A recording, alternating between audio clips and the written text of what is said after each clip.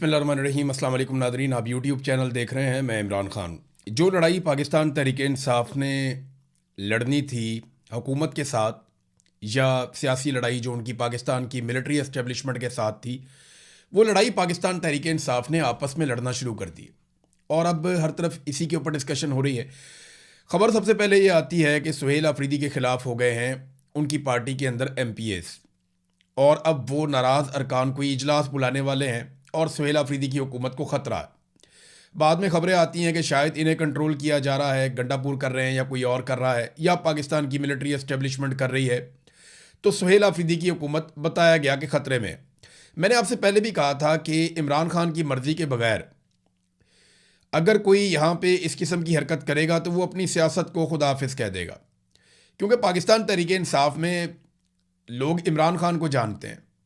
ये सारे लोग खंभों की तरह हैं जिन्हें इमरान खान ने टिकट दिया और ये इलेक्शन जीत कर आ गए। इन्होंने मेहनत की है, लेकिन इमरान खान के नाम पे इन्होंने वोट लिया है। इमरान खान ने हमेशा अंदर तो रहना नहीं है। अब ये जो लोग भी इमरान खान की मर्ज़ी के ख़िलाफ़ जाएंगे, अब मुस्तकबिल में इनके लिए प्रॉब्लम होगा, लेकिन इस प्रॉब्लम को टैकल करने के लिए एक सिचुएशन बना दी गई है। तो इस वक्त चंद चीज़ें ऐसी हैं जिन पे अपोजिशन की बहुत सख्त ज़रूरत है पाकिस्तानी कौम को, और पाकिस्तानी कौम देख रही है अपोजिशन की तरफ कि इन मामलात के ऊपर अपोजिशन आए और अपना रोल प्ले करे और आवाम को बचाए हुक्मरानों के हथकंडों से। मिसाल के तौर पे जो चीज़ें अहम हैं जिसमें इस वक्त इक़्तिदार में बैठे हुए टोले से मुकाबला करना था, ये आपस में एक दूसरे से मुकाबला कर रहे हैं, और वो भी इक़्तिदार के लिए कर रहे हैं, इख्तियारात के लिए कर रहे हैं। नंबर एक, इमरान खान साहब की एक आंख ज़ाया हो गई, वो कैद तन्हाई में है। अब बजाय इसके कि ये निज़ाम से लड़ते, ये आपस में लड़ रहे हैं, और कैसे लड़ रहे हैं मैं आगे चल के आपको बताता हूँ। नंबर दो, गिलगित बल्तिस्तान, बल्कि यहाँ बाद में आते हैं, पहले आपको बताता हूँ ये लड़ कैसे रहे। सुहेल अफरीदी ने फिर इजलास बुलाया नाराज़ अराकीन का, और उसके अंदर ये दावा किया गया कि हम सबको बुला रहे हैं और कोई भी नाराज़ नहीं रहेगा और सब हमारे साथ खड़े होंगे। तो जब इनको बुलाया गया तो मुख्तलिफ खबरों के अंदर जो गिनती हुई अराकीन असम्बली की, ये 92 हैं टोटल पाकिस्तान तहरीक इंसाफ के MPs, उनमें से 40 अरकान गैर हाजिर रहे। दावा यह किया गया था कि 27 नाराज अराकीन हैं, लेकिन अब यहां पे जो बात समझ आ रही है वो ये है कि 40 अरकान गैर हाजिर रहे, तो 27 के अलावा 13 मजीद ऐसे हैं जो सुहेल अफरीदी के लिए नहीं आए। अब खैबर पख्तूनख्वा की हुक्मरान जमात पाकिस्तान तहरीक इंसाफ ने अपनी पावर शो करने की कोशिश की, लेकिन वो कर नहीं पाए। सुहेल अफरीदी ने कहा कि हमारे मुखालिफिन के मुंह पे थप्पड़ पड़ा है, क्योंकि सारे आ गए हैं, लोग इकट्ठे हो गए हैं। लेकिन बाद में जब मीडिया ने गिना तो वो बंदे कम थे, 40 के करीब लोग कम थे, और कुछ अरकान ने इन्होंने दावा किया कि 72 आए हैं, लेकिन मीडिया कह रहा है जी कि 52 आए हैं, और 40 कम है, वो कह रहे हैं जी 20 कम है। अब जितने भी कम हैं वो कम तो है ना, जब सुहेल अफरीदी को वोट पड़ा था तो सारों ने डाला था। अब सुहेल अफरीदी की ये हालत क्यों हुई इसके ऊपर हम बात करते हैं, लेकिन पहले गंडापुर के साथ उनकी एक झड़प हो गई। ये झड़प भी सुनना बहुत ज़रूरी है आपके लिए। सुहेल अफरीदी ने जो पार्लिमानी पार्टी का एक व्हाट्सएप ग्रुप है, उसके अंदर सबसे पहले उन्होंने एक इल्ज़ाम लगाया। उन्होंने कहा जी पार्टी के अंदर के जर्नैल ने पार्टी के बाहर के जर्नैल से वादा किया है, पार्टी के अंदर के जर्नैल ने 27 MPs साथ होने और इमरान खान की हुकूमत गिराने का वादा किया है, लेकिन किसी का बाप भी इमरान खान की हुकूमत नहीं गिरा सकता। सुहेल अफरीदी का पार्लिमानी पार्टी के व्हाट्सएप ग्रुप में पैगाम। अब ये सुहेल अफरीदी साहब ने एक अग्रेसिव पैगाम दिया और इसका जवाब अली अमीन गंडापुर साहब ने दिया, क्योंकि वो ये समझते हैं कि ये इल्ज़ाम उनके ऊपर लग रहा है, और बात भी यही है, इल्ज़ाम तो गंडापुर पे ही लग रहा है। और सुहेल अफरीदी ने उन्हें नाम लिए बगैर पार्टी के अंदर का जर्नैल कहा, और ये भी कहा कि बाहर वाले जर्नैल को पार्टी के अंदर के जर्नैल यानी गंडापुर ने ये पैगाम दिया है कि 27 बंदे मेरे साथ हैं, हुकूमत गिराएंगे, लेकिन किसी का बाप भी नहीं गिरा सकता। तो इस पे जो है वो गंडापुर साहब ने उनको ताना मारा और कहा कि इसका उसकी तुम नाम क्यों नहीं लेते। अब ये बात जो है वो सुहेल अफरीदी साहब कहा करते थे DG ISPR को या मिलिट्री एस्टेब्लिशमेंट को कि तुम इसका उसकी क्यों कहते हो, नाम क्यों नहीं लेते। नाम है इमरान अहमद खान न्याजी, तो अब सुहेल अफरीदी साहब भी नाम नहीं ले रहे थे। तो इस पे गंडापुर साहब ने कहा कि इसका उसकी तुम नाम क्यों नहीं लेते। PTI पार्लिमानी पार्टी के व्हाट्सएप ग्रुप में अली अमीन गंडापुर का सुहेल अफरीदी से सवाल, अगर कोई इमरान खान के खिलाफ साजिश कर रहा है तो नाम लिया जाए, सुबह आपसे कंट्रोल नहीं होता और दूसरों पर इल्ज़ाम लगा रहे हैं। जबकि गंडापुर ने कहा कि हम इमरान खान के अलावा और किसी को नहीं मानते। तो अब ये होगा कैसे, यानी अगर सुहेल अफरीदी की हुकूमत गिराई जाएगी तो कैसे होगा? एक तो एक आईनी बहरान खड़ा किया जाएगा, मसला खड़ा किया जाएगा जो शेर अफजल मरवत ने उसका आगाज कर दिया कि जनाब ये सुहेल अफरीदी अब रह नहीं सकता। तो इमरान खान से मुलाकात नहीं हो रही, अराकीन के पास कोई और चॉइस नहीं होगी, और जो नाराज अराकीन है वो कभी भी ये नहीं कहेंगे कि सुहेल अफरीदी फंड नहीं देता, सुहेल अफरीदी मुलाकातें नहीं करता, वो कहेंगे जी इमरान खान के लिए कुछ नहीं कर रहा। देखिए ना, उनके पास जो जवाब है वो ये है कि सुहेल अफरीदी ने इमरान खान के लिए किया ही कुछ नहीं। जो सुहेल अफरीदी को मौका मिला कि नौजवानों को इकट्ठा करते, यूथ को इकट्ठा करते, स्टूडेंट्स को इकट्ठा करते, नौजवानों की एक बड़ी पावर इकट्ठी करते, लाखों नौजवानों को अपने पीछे खड़ा करते, सुहेल अफरीदी वो करने में नाकाम रहे। उन्होंने ना कॉरिडोर्स के अंदर और ईवानों के अंदर ज़्यादा तवज्जो दी, उन्होंने तवज्जो दी मुज़ाकरात में, बातचीत में, इन चीज़ों पे उन्होंने ज़्यादा बिलीव किया। वो ग्राउंड के ऊपर कारकुनों को या नौजवानों को मुतहर्रिक करने में नाकाम रहे। अगर सुहेल अफरीदी के पास इस वक्त नौजवानों की एक बहुत बड़ी ताकत मौजूद होती तो वो बेहतर बार्गेनिंग की पोजीशन में होते, उनके सारे पार्लियामेंटेरियन भी उनके साथ खड़े होने पर मजबूर होते और कोई उनके सामने जबान भी ना खोल सकता। गंडापुर ने दो काम किए थे, एक तो एस्टेब्लिशमेंट के साथ भी ताल्लुकात बना के रखे थे और गंडापुर ने अपने मामला चलाए थे मुज़ाकरात में भी, उस तरफ भी, लेकिन साथ साथ गंडापुर ने कुछ ना कुछ करके पब्लिक का भी एक मामला बना के रखा हुआ था, एक मोटिवेशन वहां पे भी बरकरार रखने की कोशिश की हुई थी। लेकिन जब बार बार लोगों के साथ धोखा हुआ तो लोग गंडापुर से मुतनफर हो गए। अब सुहेल अफरीदी आ गए, इमरान खान साहब ने कहा जनाब आप जाएं और जाके आप स्ट्रीट मूवमेंट करें। तो स्ट्रीट मूवमेंट के नाम पे सुहेल अफरीदी साहब ने अभी तक टके की कार्रवाई नहीं की, ये सिर्फ घूमते हैं और जहां जाते हैं इमरान खान का झंडा उठा के या उसकी तस्वीर उठा के लोग निकल आते हैं, लोग इमरान खान से प्यार करते हैं, लेकिन जिसको एक्चुअली स्ट्रीट मूवमेंट कहते हैं उसका सिर्फ ऐलान हुआ है, अमली तौर पे कुछ नहीं हुआ। तो सुहेल अफरीदी साहब ने अपने हाथ और अपने पांव खुद ही काटे हैं। यानी अब सुहेल अफरीदी के ऊपर इल्जाम किस तरह के लगाए जाएंगे? जनाब ये मोहसिन नकवी से मुलाकातों में एंगेज है, इंडोर एहतजाज तक इन्होंने अपने आप को महदूद कर लिया है, खान की आंख के जाया हो जाने की खबर के ऊपर भी कुछ ना कर सके। तो ये बातें दुरुस्त हैं, अगर लोग एहतजाज करेंगे या नाराज अरकान इसको जवाब बनाएंगे तो सुहेल अफरीदी के लिए मुश्किल हो जाएगा इन बातों का, इन चीज़ों का जवाब देना उन अरकान के सवाल उठाने के बाद। अब खबर एक और आई है कि आज के दिन में पाकिस्तान तहरीके इंसाफ के नाराज अरकान असम्बली का इजलास तलब किया गया। तो सुहेल अफरीदी जो 52, चलो 72 या 52 जितने भी हैं, इन बिटवीन ही है ना, वो बंदे तो इकट्ठे कर दिए लेकिन बंदे बीच में मिसिंग है।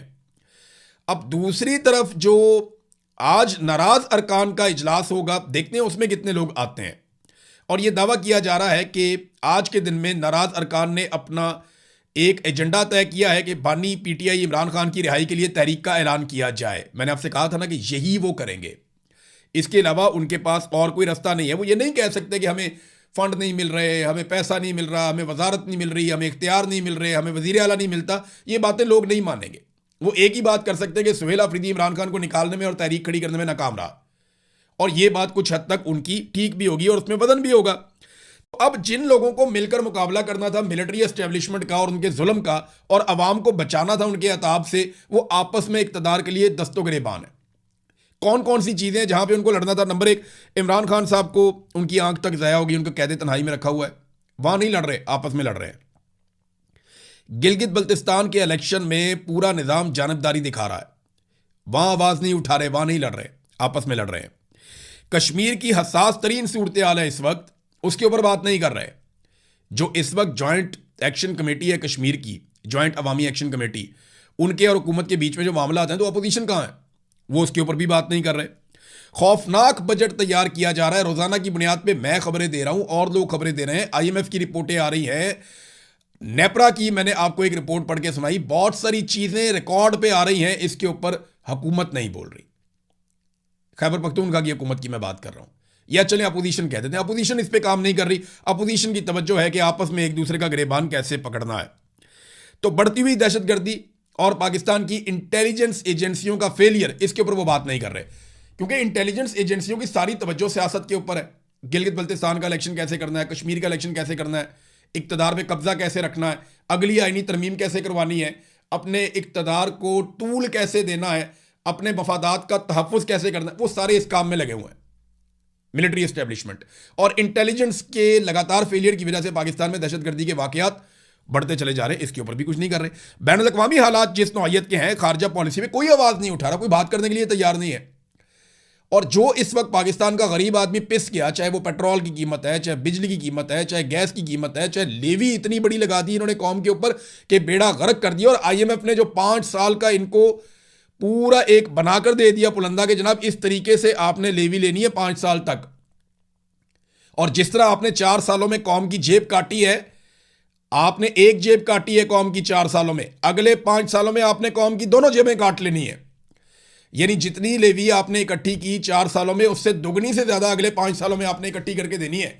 ये आईएमएफ ने टारगेट दे दिया। अब इन चीजों पे बजाय इसके कि ये लोग बात करते, ये आपस में लड़ रहे हैं और कौम इनका तमाशा देख रही है।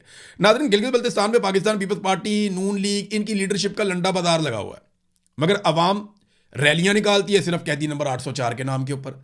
लीडरशिप पीटीआई की गायब है, अवाम रैलियों पर रैलियां निकाल रही है, हर जगह पे गाड़ियां, मोटरसाइकिल, मजमे, पंचायतें, जहां पे भी आप देखते हैं वहां पाकिस्तान तहरीक इंसाफ नजर आती है। हालांकि जो इस वक्त हुकूमत में बैठी हुई जमातें हैं वो कुछ ऐसे विजुअल्स अभी तक नहीं दिखा पाई, वो बाहर से बंदे ले लेकर जा रहे हैं कि किसी तरह बंदे तो इकट्ठे करें, कोई 1-2 जलसे तो हम करके दिखा दें, कोई एक आधी रैली हम करके दिखा दें। तो वो बेचारे उसकी कोशिश कर रहे हैं। एस्टैब्लिशमेंट के पास अब बदतरीन धांधली करने के अलावा कोई रास्ता गिलगित बल्तिस्तान में नहीं बचा, जबकि अवाम के पास भी अपने बाजुओं के बलबूते पर नताइज हासिल करने के अलावा कोई रास्ता बाकी नहीं बचा। दोनों के पास यही रास्ता है। मोहसिन नकवी ने मुलाकात भी की है शहबाज शरीफ से जाके। बज़ाहिर तो उन्होंने खबर दी है कि गिलगित बल्तिस्तान का इलेक्शन है, अमन अमान की सूरत हाल है, इसके ऊपर बातचीत हो रही है, लेकिन नहीं, एक्चुअली जो हो रहा है वो ये है कि गिलगित बल्तिस्तान में बंदर बांट कैसे होगी, हुकूमत किसको बनाकर दी जाएगी, और पहले कौन हुकूमत करेगा, और किसके वजीर कितने होंगे, और किस तरह से कोलिशन गिलगित बल्तिस्तान में चलानी है। क्योंकि जरदारी साहब मांग रहे हैं कि हुकूमत वहां पर हमारी होनी चाहिए। अभी इलेक्शन नहीं हुआ, जरदारी में और शहबाज शरीफ में यह तय हो रहा है, और मोहसिन नकवी जो आसिम मुनीर साहब का नुमाइंदा है वो उन तक पैगाम रसानियां कर रहा है कि जनाब वहां पे हुकूमत कैसे बननी है, वुज़रा कितने होंगे, किसके होंगे, क्या होगा। आप अंदाजा कर लें कि अभी इलेक्शन वहां पे नहीं हुए और हुकूमत का फैसला पहले से हो रहा है। इस तरह के इलेक्शन तो पाकिस्तान में कभी सुने भी नहीं थे।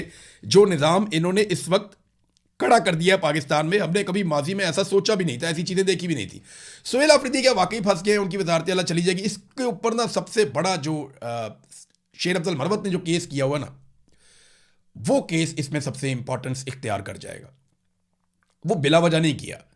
वो शहजाद अकबर की खबर है कि चक शहजाद के अंदर एक मीटिंग हुई थी, और उस मीटिंग के अंदर बाकायदा राणा सनाउल्लाह साहब भी थे, उन्होंने कहा कि गंडापुर भी थे, और शेर अफजल मरवत भी थे, और लोग भी थे। तो ये बातें तय हो गई थी कि अब एक केस किया जाएगा, इस तरीके से सुहेल अफरीदी को उठाकर गंडापुर को लाया जाएगा। और वजह बनाई जा रही है जनाब के इमरान खान को निकालने की कोई कोशिश नहीं हो रही, और दूसरी बात इमरान खान तक वैसी रसाई नहीं है, तो उनकी राय इसके बारे में क्या होगी वो तो सामने आ ही नहीं सकती। नादरीन, ये सारा कुछ तो चले चलता रहेगा, लेकिन एक बड़ी मजेदार खबर आई, मैं आपके साथ शेयर करूंगा, बड़ा इंजॉय करेंगे इसको। पीएमएलएन के कुछ अकाउंट्स ने नवाज शरीफ का एक रिजल्ट कार्ड जारी कर दिया।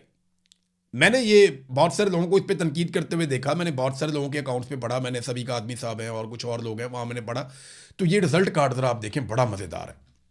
ये नवाज शरीफ का रिजल्ट कार्ड है 1968 का, जब नवाज शरीफ साहब बिल्कुल एक बच्चे होंगे। तो नवाज शरीफ का रिजल्ट कार्ड है, लाहौर इसके ऊपर लिखा हुआ है, रोल नंबर उनका लिखा हुआ है, 1968 लिखा हुआ है। तो बीए का रिजल्ट कार्ड है नवाज शरीफ का, और दावा ये किया जा रहा है कि मियाँ साहब देखें कितने अच्छे नंबरों के साथ पास हो गए थे। इन्होंने 300 से ज़्यादा नंबर लिए थे उस वक्त, ये कोई सेकंड डिवीज़न बनती थी, सेकंड हाई डिवीज़न, इस तरह की बातें लिखी हुई हैं। लेकिन सबसे मज़े की बात यह है कि जिसने ये रिजल्ट कार्ड बनाया ना, उसने नवाज शरीफ की फ़ोटो 2018 वाली लगा दी। आप अंदाज़ा करें कि इमरान खान ने कहा था एक तो ये पढ़े लिखे नहीं है, बेवकूफ़ हैं, और इन्हें अकल भी नहीं है। अब पता नहीं किसने इनको बनाकर दे दिया और यहाँ पर वायरल होना शुरू हो गया सोशल मीडिया के ऊपर। कैसे बेवकूफ़ लोग हैं, अकल से पैदल हैं। सोशल मीडिया पे डाल भी दिया, वायरल भी हो गया। और 2018 में जो नवाज शरीफ की फ़ोटो थी, जैसे नवाज शरीफ 2018 में दिखते थे, 1968 के रिजल्ट कार्ड पे वो फ़ोटो लगी हुई है। यानी 1968 का रिजल्ट कार्ड, तो नवाज शरीफ तो बच्चा बलूंगरा होना चाहिए, बिल्कुल छोटी उम्र के होना चाहिए। लेकिन ये किसने किया? ये कुछ शरारत लगती है मुझे, किसी ने की है, और नवाज शरीफ को शायद गंदा करने की कोशिश की है। लेकिन अब वहीं से बंदे इतने बेवकूफ़ हैं, अकल ही नहीं है, वो उठा उठा के उसको लगा रहे हैं, और वो कह रहे हैं जनाब ये देखो नवाज शरीफ साहब का रिजल्ट कार्ड, इन नवाज शरीफ साहब के नंबर आए हुए हैं। अजीबोगरीब सूरत हाल है। वैसे कोई अकल मौत है ही नहीं किसी को। ये तो बिल्कुल कैलिबरी फॉन्ट वाला काम हो गया कि जनाब फॉन्ट बाद में बना, हमने उससे पहले तहरीर कर लिया। तो नवाज शरीफ 2018 में तस्वीर बाद में बनी, हमने जनाब 1968 में पहले से ही लगा दी थी। तब तो आर्टिफिशियल इंटेलिजेंस भी नहीं था कि कोई अंदाज़ा कर लेता कि बूढ़ा होकर नवाज शरीफ कैसा लगेगा। बहरहाल मौजें ही मौजें, दोनों तरफ मौजें हैं। जो इसके ऊपर लगा लगा के बातें कर रहे हैं वहाँ भी मौजें हैं, पीटीआई के लोग भी इसको फैला रहे हैं, वो इंजॉय कर रहे हैं, वहाँ भी मौजें हैं, और जो नून लीग वालों ने किया है वहाँ भी मौजें हैं। तो अकल नहीं तो मौजा ही मौजा। नाजरीन अब आ जाएं ज़रा थोड़ा सा इंटरनेशनल खबरों की तरफ। मेरे पास दो खबरें हैं। एक जो सबसे इंपॉर्टेंट खबर है वो है एक तारीखी किला, मैंने आपको बताया था पिछले वीलॉग में, जिसके ऊपर कब्जा कर लिया है इसराइल ने, और बेंजामिन नेतन्याहू ने उसे अपनी एक तारीखी कामयाबी करार दिया है, और वो कहते हैं हम ये किला नहीं छोड़ेंगे। दूसरी तरफ पूरी दुनिया हिल गई है कि ये कैसे हो सकता है कि मुल्क के बड़े बड़े इलाकों के ऊपर वो कब्जा करते चले जा रहे हैं। तो इसराइल एग्जैक्टली अपनी एक्सपेंशन कर रहा है, अपने मुल्क को फैला रहा है। जो उनका एक मंसूबा है, वो कहते हैं कि हमारा मैप जो है वो वहाँ तक जाएगा जहाँ तक हम अपना हक समझते हैं, और उन्होंने उसका एक मैप जारी भी किया हुआ है।